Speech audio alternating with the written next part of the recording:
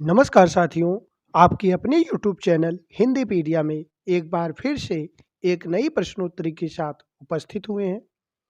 जैसा कि आप सभी कमेंट करके बोल रहे थे कि सर आप काव्य शास्त्र पर कोई वीडियो लेकर आइए, तो आज काव्य शास्त्र पर एक वीडियो लेकर उपस्थित हुए हैं।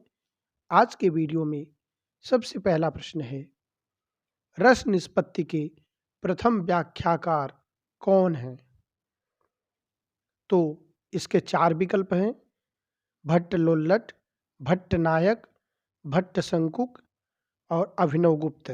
इस तरह से 4 विकल्प दिए गए हैं, जिसमें से सही विकल्प है भट्ट लोल्लट। आपका ए विकल्प सही हो जाएगा, भट्ट लोल्लट। इसी तरह से आज के अगले प्रश्न पर चलते हैं। अगला प्रश्न है, नाट्यशास्त्र जिसे आदि ग्रंथ माना जाता है, नाटक का आदि ग्रंथ माना जाता है, के रचयिता कौन हैं? मम्मट, उद्भट, भरतमुनि, भामह। तो यहाँ पर आपका सही विकल्प हो जाएगा भरतमुनि। इस तरह से सी विकल्प आप सही कर सकते हैं, सी विकल्प सही कर सकते हैं। अगले प्रश्न पर चलते हैं। अगला प्रश्न है, काव्यालंकार किसकी रचना है? भामह, जगन्नाथ, कुंतक, विश्वनाथ। अब यहाँ पर 4 रचनाकार दिए गए हैं। पूछा गया है काव्यालंकार किसकी रचना है? तो काव्यालंकार भामह की रचना है। किसकी रचना है? भामह की। आपका ए विकल्प सही हो जाएगा, काव्यालंकार भामह की रचना है। अगले प्रश्न पर चलते हैं। अगला प्रश्न है, भामह किस संप्रदाय के समर्थक हैं? भामह किस संप्रदाय के समर्थक हैं? तो यहाँ पर रीति संप्रदाय, वक्रोक्ति संप्रदाय, ध्वनि संप्रदाय, अलंकार संप्रदाय। यहाँ पर 4 संप्रदाय दिए गए हैं। पूछा गया है भामह किस संप्रदाय के समर्थक हैं? तो भामह अलंकार संप्रदाय के समर्थक हैं। भामह अलंकार संप्रदाय के समर्थक हैं। अगर अलंकार संप्रदाय के समर्थक जब पूछा जाए तो आपको समर्थक में भामह का नाम सर्वप्रथम लेना है। भामह हैं, दंडी हैं, उद्भट हैं। भामह हैं, दंडी हैं, उद्भट हैं अलंकार संप्रदाय के प्रवर्तकों में। इस तरह से इसका अगर आप सूत्र बनाना चाहें, ऐसे बना सकते हैं, भादौ लंकारः, भादौ लंकारः, भामा दंडी उद्भट, भामा दंडी उद्भट। इस तरह से अगले प्रश्न पर चलते हैं। अगला प्रश्न है, भामह के ग्रंथ के आधार पर भामह विवरण की रचना करने वाले आचार्य हैं। अब भामह विवरण की रचना करने वाले आचार्य कौन हैं? उद्भट, कुंतक, भट्टतौत, आनंदवर्धन। इस तरह से यहाँ आपका सही विकल्प हो जाएगा उद्भट। आपका ए विकल्प सही हो जाएगा, उद्भट ए विकल्प सही हो जाएगा। अगले प्रश्न पर चलते हैं। आज का अगला प्रश्न है, अभिनव भारती में किस ग्रंथ की टीका व व्यवस्था है? अभिनव भारती में साहित्य दर्पण की, नाट्यशास्त्र की, काव्य कौतुक की, काव्य प्रकाश की। तो यहाँ पर 4 विकल्प दिए गए हैं। अभिनव भारती में पूछा गया है किसकी टीका व व्यवस्था है? तो अभिनव भारती में नाट्यशास्त्र की टीका और व्यवस्था है। अभिनव भारती में नाट्यशास्त्र की टीका और व्यवस्था है। इसी तरह से अगले प्रश्न पर चलते हैं। अगला प्रश्न है, काव्यादर्श में 10 कुमार चरित ग्रंथों के रचयिता हैं। काव्यादर्श एवं 10 कुमार चरित ग्रंथों के रचयिता कौन हैं? तो यहाँ पर 2 रचनाएं दी गई हैं, काव्यादर्श और 10 कुमार चरित। दोनों रचनाओं के रचयिता पूछा गया है। तो काव्यादर्श एवं 10 कुमार चरित के रचयिता आचार्य दंडी हैं। तो आपका सी विकल्प सही हो जाएगा, आचार्य दंडी। अगले प्रश्न पर चलते हैं। अगला प्रश्न है, दंडी किस संप्रदाय के समर्थक थे? अलंकार संप्रदाय के, रीति संप्रदाय के, वक्रोक्ति संप्रदाय के, ध्वनि संप्रदाय के? तो आपने अभी ऊपर सूत्र सुना था, भादौलंकार, अर्थात अलंकार संप्रदाय के समर्थक भामह, दंडी और उद्भट। तो स्वाभाविक है दंडी अलंकार संप्रदाय के समर्थक हैं, तो यहाँ पर ए विकल्प आपका सही हो जाएगा। अलंकार, दंडी किस संप्रदाय के समर्थक हैं? दंडी अलंकार संप्रदाय के समर्थक हैं। इसी तरह से अगले प्रश्न पर चलते हैं। अगला प्रश्न है, काव्यालंकार सार संग्रह। अब काव्यालंकार सार संग्रह की रचना किसने की है? यहाँ 4 रचनाकार दिए गए हैं, उद्भट, मम्मट, भट्टतोत, महिम भट्ट। तो यहाँ पर काव्यालंकार सार संग्रह के रचनाकार जो हैं उद्भट जी हैं। काव्यालंकार सार संग्रह के रचनाकार कौन है? उद्भट जी हैं। अगले प्रश्न पर चलते हैं। अगला प्रश्न है, काव्यालंकार सूत्रवृत्ति के रचनाकार कौन है? राजशेखर, वामन, भोज, रुय्यक। अब काव्यालंकार सूत्रवृत्ति, वहाँ सूत्रवृत्ति अब पूछा गया है, इससे पहले पूछा गया था सार संग्रह। अब काव्यालंकार सूत्रवृत्ति की रचना किसने की है? राजशेखर ने, वामन ने, भोज ने, रुय्यक ने। यहाँ पर सही विकल्प हो जाएगा वामन ने। वामन जो है काव्यालंकार सूत्रवृत्ति के रचनाकार हैं और रीति संप्रदाय के प्रवर्तक माने जाते हैं। इस तरह से अगले प्रश्न पर चलते हैं। अगला प्रश्न है, वामन किस संप्रदाय के समर्थक थे? रस, अलंकार, रीति, ध्वनि। तो वामन रीति संप्रदाय के समर्थक हैं। वामन रीति संप्रदाय के समर्थक है। सी विकल्प आपका सही हो जाएगा। अगले प्रश्न पर चलते हैं। अगला प्रश्न है, काव्यालंकार सूत्रवृत्ति के हिंदी अनुवाद की भूमिका किसने लिखी है? अब यहाँ हिंदी अनुवाद की भूमिका पूछा गया है। डॉक्टर नगेंद्र ने, आचार्य शुक्ल ने, राम कुमार वर्मा ने, अज्ञे ने। तो यहाँ पर सही विकल्प आपका है ए, डॉक्टर नगेंद्र ने। आपका सही विकल्प है ए, डॉक्टर नगेंद्र ने। इसी तरह से अगले प्रश्न पर चलते हैं। अगला प्रश्न है, नायक नायिका भेद का विस्तृत निरूपण सर्वप्रथम किस ग्रंथ में किया गया था? नायक नायिका भेद का विस्तृत निरूपण सर्वप्रथम किस ग्रंथ में किया गया था? तो 4 ग्रंथ दिए गए हैं, काव्य प्रकाश, नाट्यशास्त्र, साहित्य दर्पण, काव्य अलंकार। तो इस तरह से यहाँ सही विकल्प होगा डी, काव्यालंकार। डी विकल्प आपका सही हो जाएगा, काव्यालंकार। अगले प्रश्न पर चलते हैं। आज का अगला प्रश्न है, प्रयाण रस की सर्वप्रथम चर्चा किस आचार्य ने की है? प्रयाण रस की सर्वप्रथम चर्चा किस आचार्य ने की है? यहाँ पर 4 आचार्य दिए गए हैं, उद्भट, रुद्रट, आनंदवर्धन, मम्मट। तो यहाँ पर सही विकल्प आपका हो जाएगा, प्रयाण रस की सर्वप्रथम चर्चा रुद्रट ने की है। तो आपका बी विकल्प सही हो जाएगा। बी विकल्प आपका सही हो जाएगा। अगले प्रश्न पर चलते हैं। अगला प्रश्न है, ध्वन्यालोक के रचनाकार हैं मम्मट, आनंदवर्धन, वामन, उद्भट। ध्वन्यालोक के रचनाकार हैं आनंदवर्धन। आपका बी विकल्प सही हो जाएगा। ध्वन्यालोक के रचनाकार कौन है? आनंदवर्धन। इसी तरह से अगले प्रश्न पर चलते हैं। अगला प्रश्न है,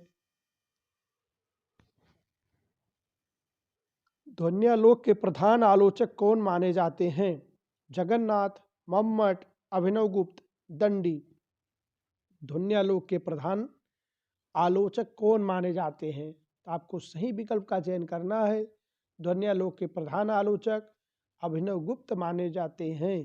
ध्वन्यालोक के प्रधान आलोचक अभिनवगुप्त माने जाते हैं। इसी तरह से अगले प्रश्न पर चलते हैं। अगला प्रश्न है, ध्वन्यालोक की टीका का नाम है? ध्वन्यालोक की टीका का नाम क्या है? तो ध्वन्यालोक की टीका आप जब देखेंगे तो आप बताएंगे इसका नाम क्या है।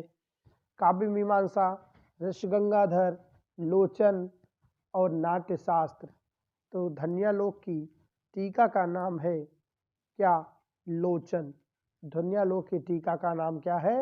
लोचन, जिसकी टीकाकार हैं अभिनव गुप्त, जिसके टीकाकार हैं अभिनव गुप्त। इसी तरह से अगले प्रश्न पर चलते हैं। अभिनव गुप्त आपका विकल्प हो जाएगा यहाँ सी, अर्थात यहाँ पर तीसरा विकल्प आपका सही हो जाएगा। ध्वन्यालोक के प्रधान आलोचक कौन है? लोचन। ध्वन्यालोक की टीका का नाम है लोचन, और लोचन के जो है प्रधान आलोचक हैं, लोचन के आलोचक हैं अभिनव गुप्त। अगले प्रश्न पर चलते हैं। अगला प्रश्न है, ध्वन्यालोक की टीका लोचन के रचनाकार हैं। ध्वन्यालोक की टीका लोचन के रचनाकार अभिनव गुप्त, राजशेखर, महिम भट्ट, भोज। अब ध्वन्यालोक की टीका लोचन के रचनाकार अभिनव गुप्त हैं। अभिनव गुप्त हैं, ये विकल्प आपका सही हो है। इसी तरह से अगले प्रश्न पर चलते हैं। अगला प्रश्न है, काव्य मीमांसा के रचनाकार हैं राजशेखर, भट्टतोत, विश्वनाथ, जगन्नाथ। अब काव्य मीमांसा पूछा गया है। जब कभी काव्य मीमांसा की बात की जाए तो राजशेखर का नाम तुरंत लेना है। काव्य मीमांसा के रचनाकार राजशेखर हैं। काव्य मीमांसा के रचनाकार कौन है? राजशेखर। इसी तरह से अगले प्रश्न पर चलते हैं। अगला प्रश्न है, 10 रूपक के रचनाकार हैं विश्वनाथ, वामन, धनंजय, कुंतक। तो 10 रूपक के रचनाकार पूछा गया है। 10 रूपक के रचनाकार कौन है? धनंजय। 10 रूपक के रचनाकार कौन है? धनंजय। आपका सी विकल्प सही हो जाएगा। आपका सी विकल्प बिल्कुल सही हो जाएगा। अगले प्रश्न पर चलते हैं। अगला प्रश्न है, वक्रोक्त जीवितम किसकी रचना है? भरत मुनि की, कुंतक की, वामन की, क्षेमेंद्र की। वक्रोक्त जीवितम किसकी रचना है? तो वक्रोक्त जीवितम कुंतक की रचना है। वक्रोक्त जीवितम कुंतक की रचना है। आपका बी विकल्प बिल्कुल सही है। इसी तरह से अगले प्रश्न पर चलते हैं। वक्रोक्त को काव्य का जीवन किस आचार्य ने माना? वक्रोक्त को काव्य का जीवन किस आचार्य ने माना? वक्रोक्त को काव्य का जीवन आचार्य कुंतक ने माना। बी विकल्प सही हो जाएगा। इसी तरह से अगले प्रश्न पर चलते हैं। अगला प्रश्न है, व्यक्ति विवेक रचना के रचनाकार हैं। व्यक्ति विवेक रचना के रचनाकार। व्यक्ति विवेक रचना के रचनाकार कौन है? 4 ऑप्शन है, धनंजय, महिम भट्ट, जगन्नाथ, भोज। तो महिम भट्ट व्यक्ति विवेक रचना के रचनाकार हैं। आपका बी विकल्प सही हो जाएगा। इसी तरह से अगले प्रश्न पर चलते हैं। अगला प्रश्न है, औचित्य विचार चर्चा के रचनाकार कौन है? विश्वनाथ, दंडी, कुंतक, आचार्य क्षेमेंद्र। विश्वनाथ, दंडी, कुंतक, आचार्य क्षेमेंद्र। यहाँ पर सही विकल्प जो है क्षेमेंद्र। औचित्य विचार चर्चा एवं कवि कंठाभरण के रचनाकार हैं आचार्य क्षेमेंद्र। आपका डी विकल्प सही हो जाएगा। औचित्य विचार चर्चा के रचनाकार कौन है?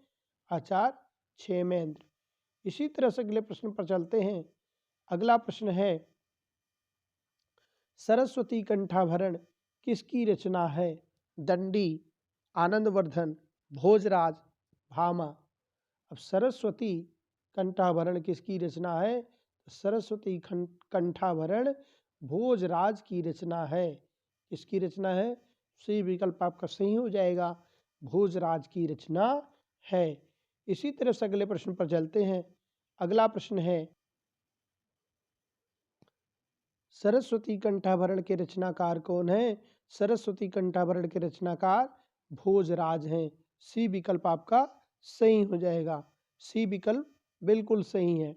इसी तरह से अगले प्रश्न पर चलते हैं। अगला प्रश्न आपका है, काव्य प्रकाश के रचनाकार हैं। काव्य प्रकाश के रचनाकार कौन हैं? दंडी, मम्मट, कुंतक, भोज। काव्य प्रकाश के रचनाकार कौन हैं? दंडी, कुंतक, मम्मट, भोज। तो मम्मट यहाँ काव्य प्रकाश के रचनाकार हैं। आपका बी विकल्प बिल्कुल सही है। अगले प्रश्न पर चलते हैं। अगला प्रश्न है, अलंकार सर्वस्व के रचयिता हैं। रुय्यक, विश्वनाथ, मम्मट, जगन्नाथ।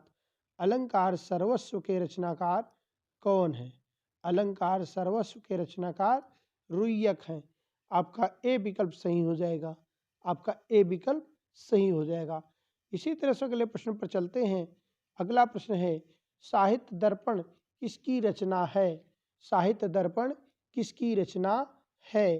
तो साहित्य दर्पण 4 विकल्प दिए गए हैं, दंडी, वामन, विश्वनाथ, जगन्नाथ। तो साहित्य दर्पण विश्वनाथ की रचना है। साहित्य दर्पण विश्वनाथ की रचना है। इसी तरह से अगले प्रश्न पर चलते हैं। अगला प्रश्न है, रस गंगाधर के रचयिता हैं। रस गंगाधर के रचयिता कौन हैं? रस गंगाधर के रचयिता जगन्नाथ जी हैं। रस गंगाधर के रचयिता कौन हैं? जगन्नाथ जी हैं। आपका सी विकल्प सही हो जाएगा। जगन्नाथ जी हैं। अगला प्रश्न है, किस संस्कृत आचार्य को शाहजहां ने पंडित राज की उपाधि से विभूषित किया था? किस संस्कृत आचार्य को? विश्वनाथ को, जगन्नाथ को, शंकु को, अभिनव गुप्त को। तो आप यहाँ पर सही विकल्प का चयन करेंगे कि विश्वनाथ, अभिनव गुप्त। तो यहाँ पर क्या है, किस संस्कृत आचार्य को शाहजहां ने क्या किया था? पंडित राज की उपाधि दी थी। पंडित राज की उपाधि शाहजहां ने जगन्नाथ जी को दी थी। तो आपका बी विकल्प सही हो जाएगा। बी विकल्प सही हो जाएगा। इसी तरह से आज की प्रश्नोत्तरी का यह कालांश यहीं समाप्त करते हुए आशा करते हैं कि आपको वीडियो समझ में आया होगा। वीडियो अच्छा लगा है तो चैनल को सब्सक्राइब कर सकते हैं, दोस्तों में वीडियो को शेयर कर सकते हैं और अधिक से अधिक हमें मनोबल प्रदान कर सकते हैं। आज के लिए इतना ही। धन्यवाद। जय हिंद, जय भारत।